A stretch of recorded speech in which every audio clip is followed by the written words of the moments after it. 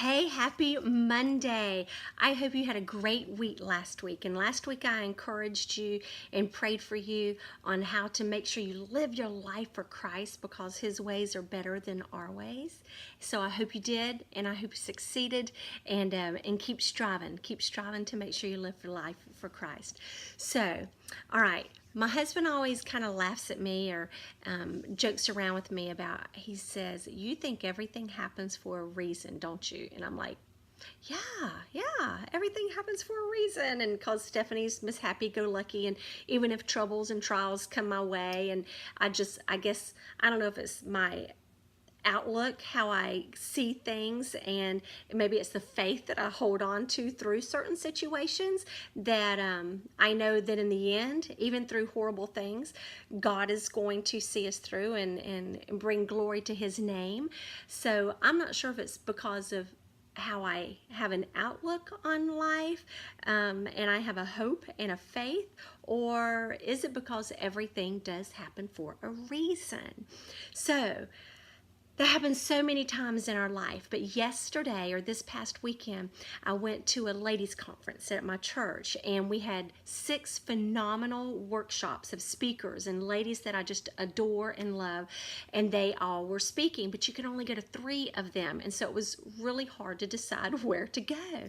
Well, before I was choosing my final one, I was in my second workshop, and then I went and got a little drink, and then I was going to go, just 3 of them were upstairs and 3 of them were downstairs. So I'm like, well, I'll just come next door. I want to hear Lori. Lori's a great speaker, a good friend, and I want to hear what she has to say.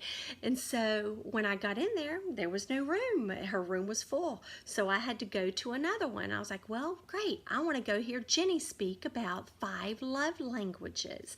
So that's what I did. And I'm telling you, there's a reason why I was in there. There's a reason why Lori's was full, and then I had to go downstairs and go to Jenny's. And so I'm sitting in there and I'm listening to her talk about the 5 love languages and what they all are. And if you've ever read the book or taken the quiz, it's their quality time, receiving gifts, physical touch, words of affirmation, and acts of service. And it's by, I believe, was the Gary Chapman book. And so I walked out of there listening to it thinking, you know what?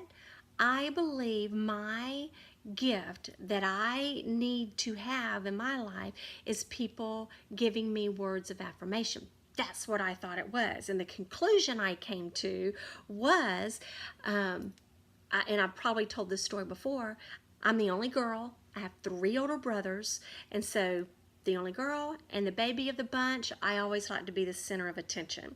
And so that is something that I often struggle with too, because I don't want to be the center of attention, and I have to fight with myself to make sure I don't make things about me, because I want to make things about Jesus in my life at this point and for on and on. So that's something I've often struggled with, but I always like to be the center of attention. I like people telling me, "Stephanie, you're doing a good job," or "way to do this."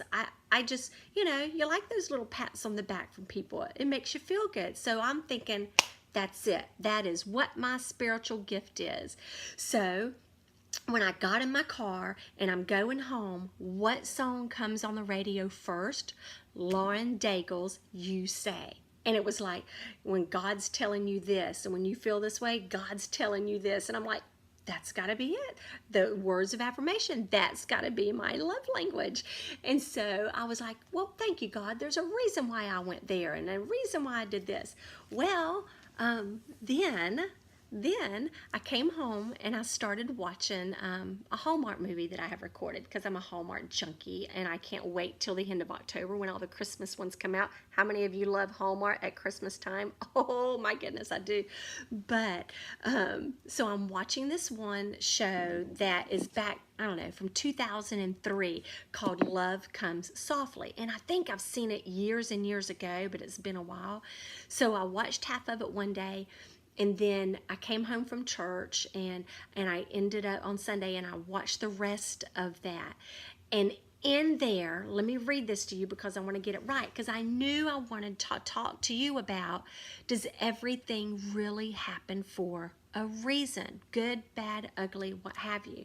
So I'm watching this movie on Hallmark, and in this story, it's when the lady, she had lost her husband, and the gentleman had lost his wife a couple of years prior, and then they end up just kind of out of need getting together, but he had prayed for her, and so he had strong faith, and she had questions about it, and they had gotten into a little spat about, so you really think everything happens for a reason? You think my husband died for a reason? And da-da-da, and on and on and on. He goes, come with me, let's go to church. So they went and sat on this beautiful bench and overlooked this valley with a river, and it was just stunning with the mountains in the background. And this is what he said. I wrote it down because I didn't want to get it wrong. He says Missy, which is his daughter, he has a daughter that he was raising, and she was needing a mama because, remember, his wife had passed. He says Missy could fall down and hurt herself, even if I'm walking right there beside her. But it doesn't mean that I allowed it to happen. But she knows with the Father's unconditional love that I'm going to pick her up, and I'll carry her, and I'll try to heal her, and I'll cry when she cries, and I'll rejoice when she is well.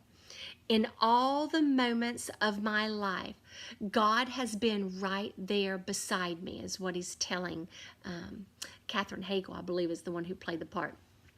He says the truth of God's love is not that he allows bad things to happen. It is his promise that he'll be there with us when they do. And so then I'm like, see, I finished watching that movie for a reason, just so I can talk about this today. So do things happen for a reason? Here's what I did.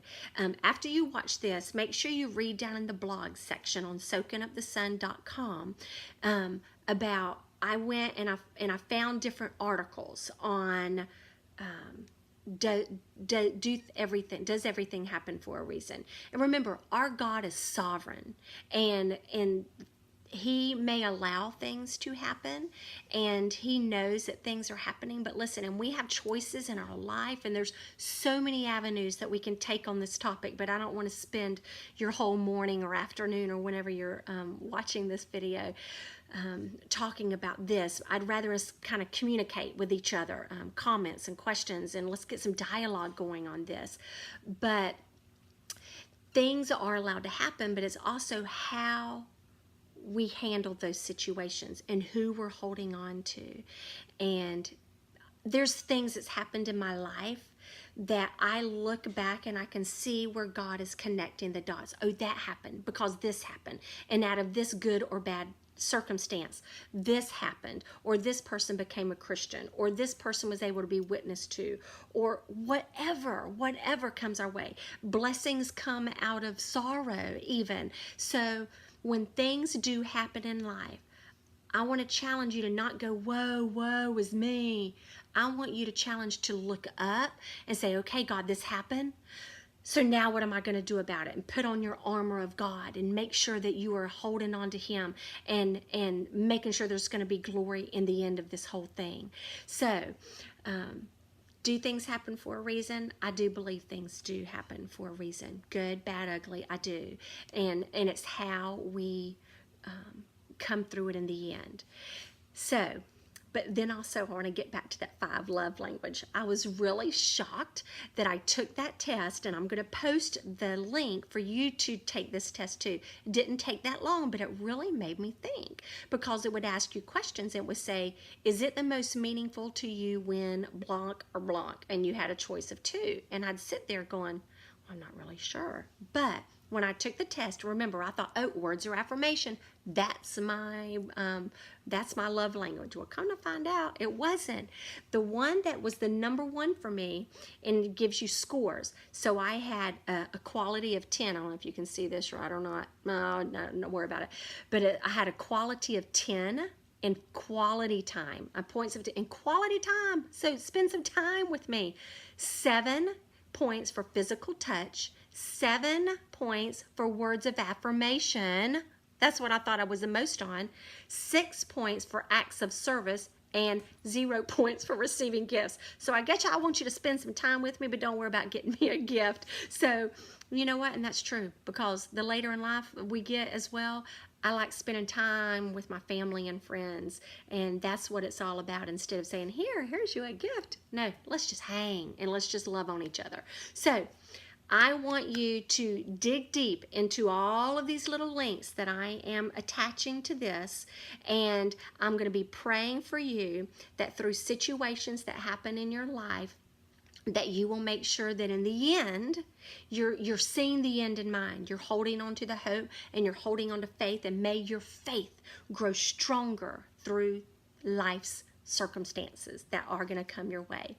So have a wonderful week ahead, and start some dialogue. I'd love to hear from you on this topic. Do things happen for a reason? I'm a believer in it. So y'all have a great day. Take care.